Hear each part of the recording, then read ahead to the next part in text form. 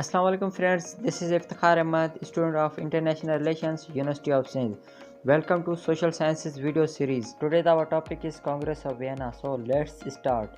Congress of Vienna, Assembly in 1814 to 1815 that recognized Europe after the Napoleonic Wars. It began in September 1814, 5 months after Napoleon's abdication, completed its final act in June 1815, shortly before the Waterloo campaign and the final defeat of Napoleon. The settlement was the most comprehensive treaty that Europe had ever seen. Austria, Prussia, Russia, and Great Britain, the four powers that were chiefly instrumental in the overthrow of Napoleon, had concluded a special alliance among themselves with the Treaty of Chaumont on March 9, 1814, a month before Napoleon's first abdication. The subsequent treaties of peace with France, signed on May 30, not only by the four but also by Sweden and Portugal, and had on June 20 by Spain, stipulated that all former belligerents should send their diplomats to the Congress of Vienna. Nevertheless,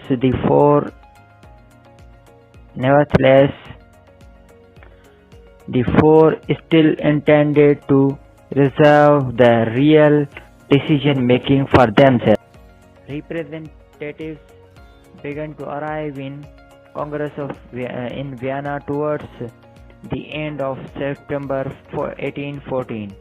All of Europe sent most important statements. Kiliman, Prince von Metternich,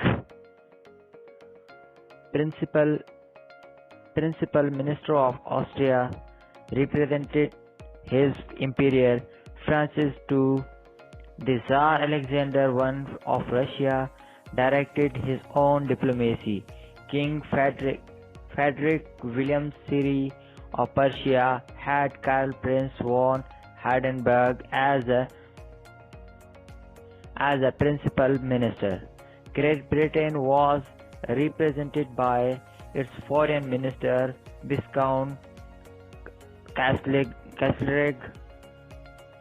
When Castlereagh had to return to his parliamentary duties, the Duke of Wellington replaced him, and Lord Glencairn was principal representative after the Duke's departure. The restored Louis XVIII of France, Saint Charles, Maurice de Talleyrand, Spain, Portugal, Switzerland had only men of moderate ability to represent themselves. Many of the rulers of minor states of Europe put in an appearance. With them came a host of secretaries and ladies to enjoy the magnificent social life of Austrian court. In this Congress of Vienna, there were four principles. Number 1 is balance of power, number 2 legitimacy, number 3 restoration, number 4 compensation. The balance of power. Balance of power means a kind of a situation in which all the powers will be divided equally in all the states. No one can be a superior over others. The basic point of this balance of power was to control the France and to stop the revolutionary movements in France. Legitimacy means the restoration of royal families and absolute monarchy in all over the Europe. Compensation means the territories which Napoleon won were distributed between the winners. Coalition forces would occupy France for 3 to 5 years. France would have to pay an indemnity of 700 million francs. France was deprived of all territories conquered by Napoleon. Russia was given the most of the Duchy of Warsaw, Poland. Prussia was given half of the Saxony part of Poland and other German territories. A German confederation of 39 states including Prussia was created from the previous 300 under the Austrian supervision. Austria was given back the territories it had lost to France, plus more in the German states and Italy. The Habsburgs were installed as the rulers of several Italian states.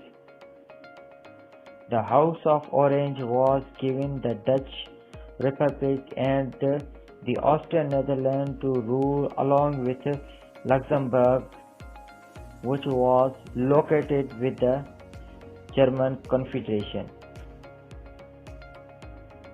Norway and Sweden were joined because Switzerland had a border with France, so Switzerland neutralized due to make it a powerful and buffer state for France. Britain was given Cape Colony, South Africa, and various other colonies in Africa and Asia. The King of Sardinia was given Piedmont, Nice, and Saxony and Genoa. The Bourbon Ferdinand was restored in Kingdom of the Two Sicilies. The Duchy of Parma was given to Mary-Louise. The slave trade was condemned. Freedom of navigation was guaranteed for many rivers including the Rhine and Danube. So here is a map of Europe 1815 after the Congress of Vienna. In this there are several buffer states for France with the boundary of France, Netherlands, Piedmont, Sardinia, Switzerland. These are the buffer states for France. Piedmont, Sardinia was given Genoa, and Nice. These were the old Italy's states. Italy was divided into many states, and the Netherlands and Belgium were integrated. People of Belgium were not happy with this decision, and people were not happy to be integrated with the Netherlands. So, in Revolution of 1830, people of Belgium decided that with whom they should live. Some parts of Italy were given to popes. So buffer states were created with the boundary of France, Switzerland, Piedmont, Sardinia, and Netherlands. These states were created to stop the revolutionary movements and to suppress them. People did not accept it Congress of Vienna because people had seen the movements of liberty, fraternity, and equality. Although people supported Congress of Vienna because they were tired of Napoleonic Wars, but they didn't know that the decisions will be against them and against the ideas of liberty, fraternity, and equality. In this Congress of Vienna, the Germany and Italy were divided into many states. That's why the unification of Germany and unification of Italy were happened soon after Congress of Vienna. Austria was a more beneficial state. She was given states that her lost to Napoleon and got some other states. Russia also got the large area of Warsaw, Poland. France lost all the territories that were conquered by Napoleon, and absolute monarchy was restored in France. So decisions of Congress of Vienna were criticized, and Congress of Vienna was challenged in two revolutions of 1830 and 1848. Thanks for watching. Like, subscribe and share my video to your friends.